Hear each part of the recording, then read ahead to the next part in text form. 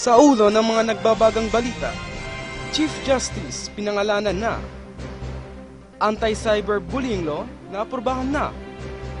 Bilang ng mga underemployed na Pilipino dumarami. Alay lakad para sa epilepsy, inilunsad. Mapawaw sa bagong atraksyon sa Luneta.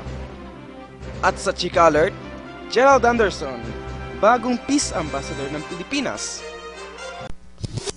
Narito na ang maghatid sa inyo ng mga balitang makatotohanan, maaasahan, at kapaki-pakinabang. BPN, Balitang Pilipinas ngayon. Magandang araw po sa inyong lahat. Kayo po ay nanonood ng BPN, Balita Pinas ngayon! Chief Justice, pinangalanan na! Si Associate Justice Maria Lourdes Ponsalan Aranal Sereno ang itinalaga ni Pangulong Noynoy Aquino bilang bagong Chief Justice ng Korte Suprema.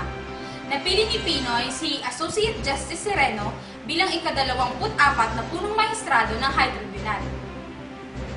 Sa ilalim ng konstitusyon ay magtatalaga si Pinoy ng bagong punong maestrado bago sumapit ang Agosto 27, deadline matapos mabakante ang posisyon ng dating CJ Corona. Si Sereno na 52 years old ay manunungkulan sa loob ng 18 years.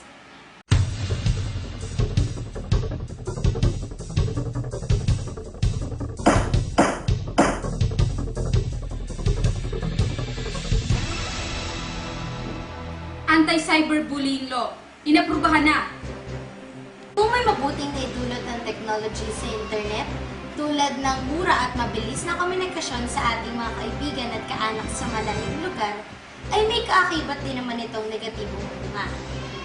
Mabuti na lang at napagtibay na ang Cybercrimes Prevention Act of 2012 upang maging ganap na batas ni Presidente Aquino. Laganap ang mga tinatawag na internet cafe. At kung may mga gustong manloko ng sino man, pupunta lang siya kahit sa ang internet shop at gagamit ng ibang identity para isulong ang kanyang masamang agenda. Ang masama pang pwedeng mangyari ay baka may gumamit sa pangalan ng ibang tao para manloko at ang kawawang taong ginamit ang identity ang mapapahamak sa unsolicited commercial communications ng internet. Iyan ang kaakibat na problema sa umuunlad na teknolohiya. Habang nagiging high-tech ang sistema ng komunikasyon, nagiging high-tech din ang klase ng mga nagaganap na krimen. Bilang ng mga underemployed na Pilipino, dumarami. Narito po ang ulat ni Mark Saludes. Ayon sa SW survey, tumaas ang underemployment sa bansa mula 7.5 million hanggang 8 million ngayong taon. Dahil sa kabi-kabilang call center jobs, naging bunga ito ng malawakang underemployment sa bansa. Sa kabila ng underemployment, tumaas ng 1% ang unemployment rate sa bansa na dapat ay masolusyonan na. Halimbawa na lang ay ang pagkakaroon ng mga job fair sa Pilipinas. Ako po si Mark Anthony Saludes, nag-uulat para sa BTN.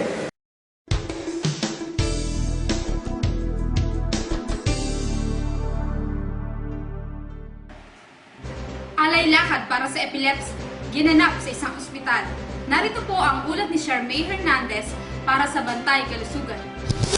Whereas on February 29, 2012, inunusan ang kauna-unahang PrEPS walk for epilepsy dito sa University for Mental Health Medical Center. Ninalayan ito na magkaroon ng higit na kaalaman ang mga tao tungkol sa sakit na epilepsy.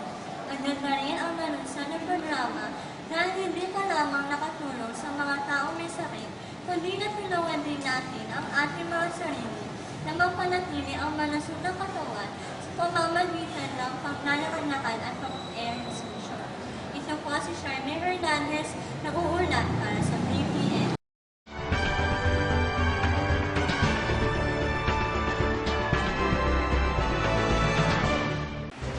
Mapawaw sa bagong atraksyon sa Luneta na para sa pamilya at barkada.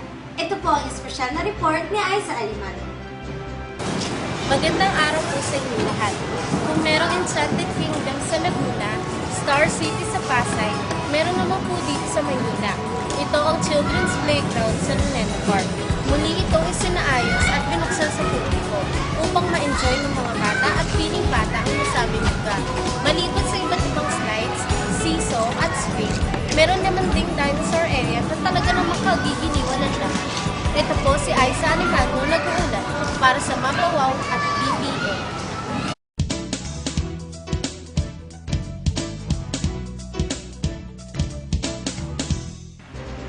Gerald Anderson, bagong Peace Ambassador ng Pilipinas. Narito po si Noeli Pahanastan para sa Chika Alert! Itinalaga bilang bagong Peace Ambassador si Gerald Anderson noong September 13, 2012 sa Palasyo ng Malacanang kasama ang iba pang mga artista. Narito po ang statement na pinadala ni Gerald Anderson.